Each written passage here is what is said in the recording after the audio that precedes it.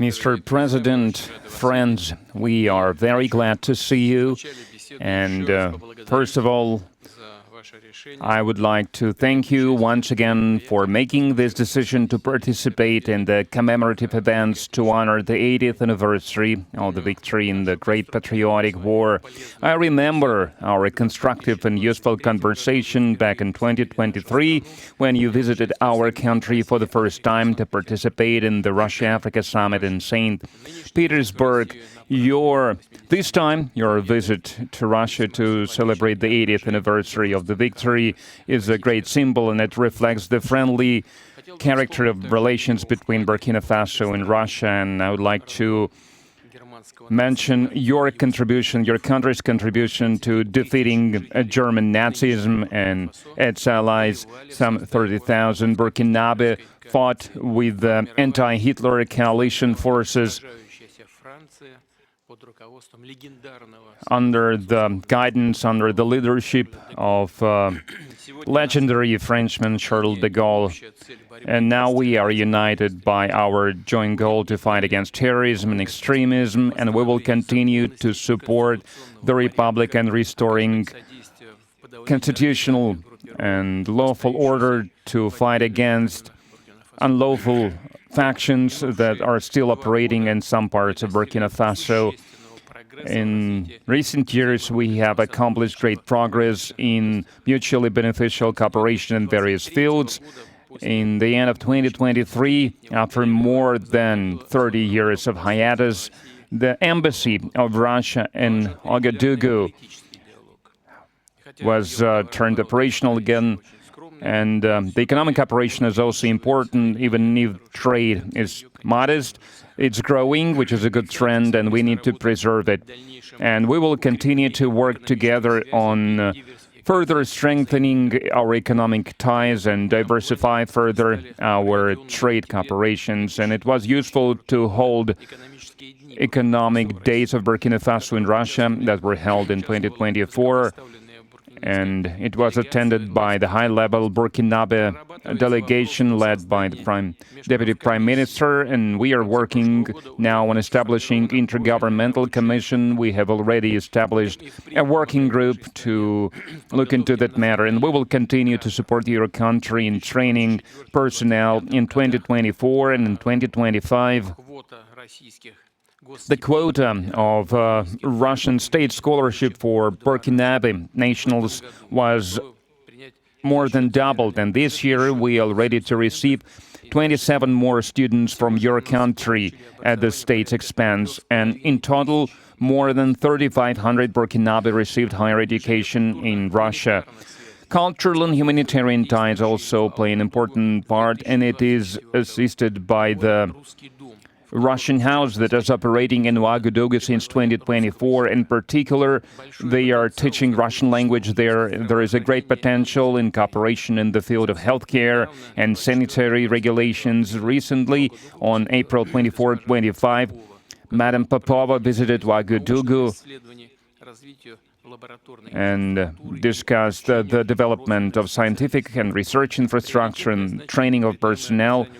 We also prioritize humanitarian support for Burkina Faso. Last year, we allocated 25,000 tons of wheat free of charge, and this month we are going to send a large supply of other food products to Ouagadougou. We appreciate the support from Burkina Faso and many international platforms, including the UN and other multilateral platforms.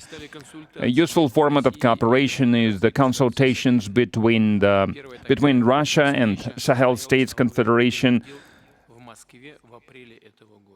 April this year, such a session was held in Moscow with foreign ministers. There are good prospects in many areas, and we will have a chance to discuss some of them today. Thank you for your attention.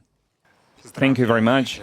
Congratulations, Mr. President, I hope I pronounced my felicitation properly. For me, it was an honor to be part of these commemorative events devoted to the great victory anniversary, and I would like to thank you for inviting us. It was a great honor for us. And I need to say that during this visit, I learned a lot. I learned a lot about culture, about history, that laid the foundation of the resistance of the Russian people, of its struggle. I learned of sacrifices your people made, and due to these sacrifices, we are free now. And I would like to thank you once again for this invitation, and this meeting allows us to think about what's happening in the world today and to think about the prospects as well.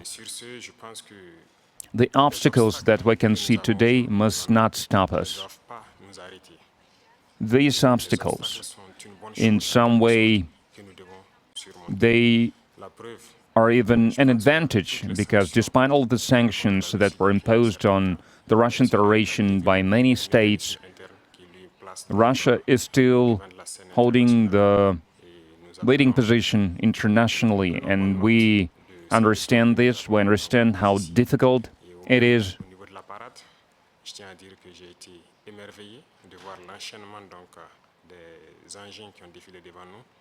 And I watched the parade, I watched the soldiers marching in front of us during the parade. I saw the equipment, including the tanks that from the times of World War II, and I saw the modern equipment, and we would like to see the cooperation between our countries developing rapidly, developing swiftly, and acquire new shapes and forms. We thank you for your attitude towards Burkina Faso. Today I visited Mendeleev Institute, and we understand that apart from defense and security, there is another essential field, which is science and education, and we would like to see Russia assisting us in training and educating our youth to help us to develop our own industries, our own enterprises. Machinery, other types of manufacturing, because it's very important for Africa.